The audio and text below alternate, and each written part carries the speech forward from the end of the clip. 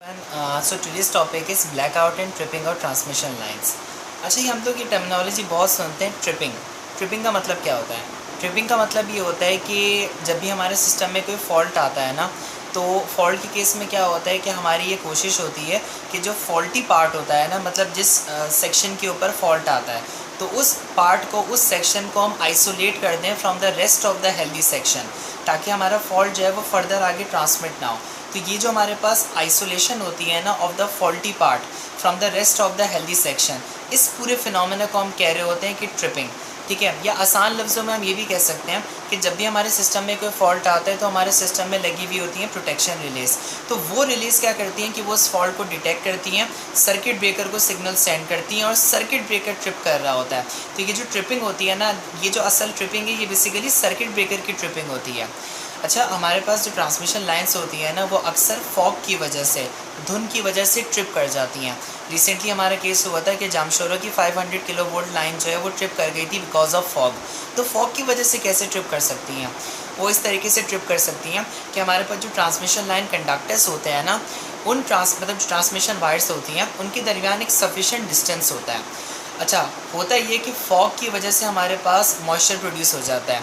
ठीक है, और उस मॉइस्चर की वजह से हमारे पास ये जो डिस्टेंस होता है ना between the two transmission wires, ये बेसिकली कंडक्टिव हो जाता है। ठीक है, और ये कंडक्टिव पाथ प्रोवाइड कर रहा होता है। इस पाथ की between the two transmission line wires, वो हमारे पास उसकी रेजिस्टेंस कम हो जाती है और एक आर्क, मतलब फ्लैश ओवर जो है वो डेवलप हो जाता है, और इसकी वजह से हमारे पास ट्रांसमिशन लाइन जो है वो ट्रिप कर सकती है।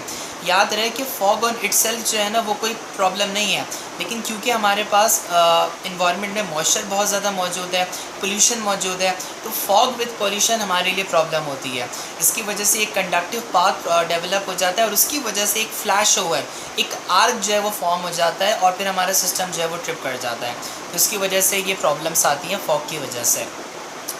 हम लोग की टर्मिनोलॉजी बहुत सुनते हैं कैस्केडेड फेलियर्स के बारे में। तो कैस्केडेड फेलियर्स का मतलब ये, कैस्केडेड का मतलब ये होता है कि वन आफ्टर द अनदर, एक के बाद एक। अगर हम इसको ट्रांसमिशन लाइंस के बारे में देखें ना, कि इसके नज़रिए से देखें, तो इसमें ये होगा कि जब हमारे पास कोई फॉल्ट आता है तो हमारी एक ट्रांसमिशन लाइन ट्रिप कर जाती है। अब एक वायर जो है वो ट्रिप कर गई है, उसकी वजह से मतलब आपकी जो सप्लाई है वो एक तरीके से कम हो गई है। आपकी जो रेस्ट ऑफ द सेक्शन है ना, उसके ऊपर अब बर्डन इंक्रीज़ हो जाएगा।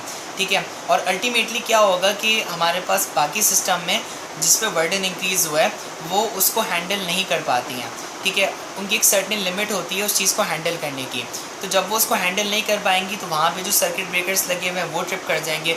तो अल्टीमेटली लाइन से जो है ना, हमारे सर्किट ब्रेकर्स जो है वो ट्रिप करने लगते हैं। मतलब एक अगर ट्रांसमिशन लाइन के ऊपर फॉल्ट आता है, ठीक है, फॉर एग्जांपल, और वो ट्रिप कर जाती है, तो बाकी सेक्शन के ऊपर हमारा बर्डन इंक्रीज़ हो जाता है। ठीक है, और फिर बाकी सेक्शन जो है ना वो आहिस्ता आहिस्ता ट्रिप करने लगते हैं। इसको हम कहते हैं कैस्केडेड फेलियर्स। कैस्केडेड फेलियर की सबसे अच्छी एग्जांपल होती है बारिश के केस में। जब हमारे पास क्या होता है कि फीडर्स ट्रिप कर रहे होते हैं ना हमारे इलाके, शहर के, तो होता है ये कि एक फीडर ट्रिप करा, बाकी फीडर्स के ऊपर लोड बहुत ज़्यादा बढ़ जाता है, तो वो भी ट्रिप कर जाते हैं, फिर लाइन से फीडर्स ट्रिप करने लगते हैं। तो ये कैस्केडेड फेलियर होता है, यानी कि एक के बाद एक ट्रिप करने लगते हैं। कैस्केडेड फेलियर की वजह से होता है ये कि नॉर्मली हमारे पास वोल्टेज और फ्रीक्वेंसी स्विंग्स क्रिएट होते हैं। इसका मतलब ये होता है कि हमारे पास ये जो दो पैरामीटर्स हैं ना, वोल्टेज और फ्रीक्वेंसी, ये मोस्ट इंपॉर्टेंट पैरामीटर्स होते हैं हमारे सिस्टम की स्टेबिलिटी के लिए। अगर ये parameters out of the permissible range चले जाए ना, तो हमारे सिस्टम डिफरेंट वे में बिहेव करने लगता है। तो हमें एक स्टेबल वोल्टेज और एक स्टेबल फ्रीक्वेंसी को मेंटेन करना पड़ता है।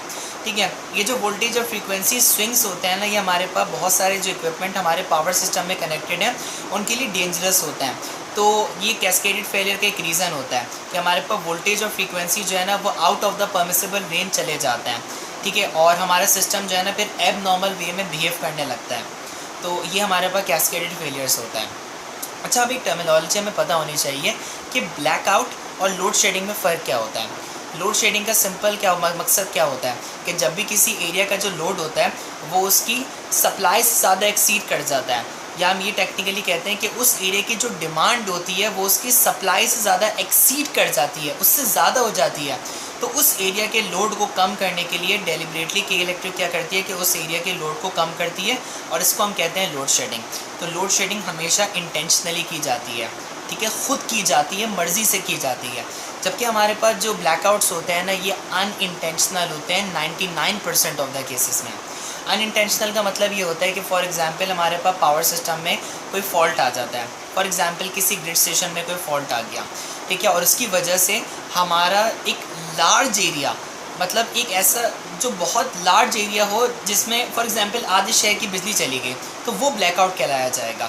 यानी कि जिसमें हमारे पास लार्ज एरिया जो है ना वो अंडर डार्कनेस हो, तो वो ब्लैकआउट होता है। 99% ऑफ द केसेस में ब्लैकआउट अनइंटेंशनल होते हैं, किसी फॉल्ट की वजह से होते हैं।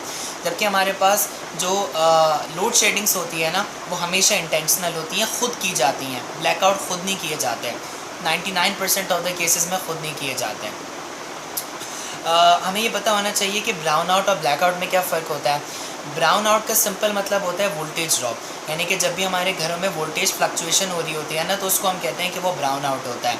इसको ब्राउन आउट इस वजह से कहा जाता है क्योंकि हमारे जो अक्सर पुराने बल्ब्स हुआ करते थे ना, इनकैंडेसेंट बल्ब्स जो हुआ करते थे, जो कि अब यूज़ नहीं होते इतना, तो वो बल्ब्स क्या करते थे कि उनकी आउटर सरफेस के ऊपर ना ब्राउन कलर का थोड़ा बहुत शेड आ जाया करता था, तभी इसको हम ब्राउन आउट्स कहते थे। ये सिंपल वोल्टेज फ्लक्चुएशंस होती हैं, डिमिंग ऑफ लाइट्स होती हैं, और जो हमारे पास ये करा जाता है ना ब्राउन आउट, इस वजह से करा जाता है ताकि हम लोग ब्लैक आउट को प्रिवेंट कर सकें। So this was all about brown out and black out and load shedding, and thank you.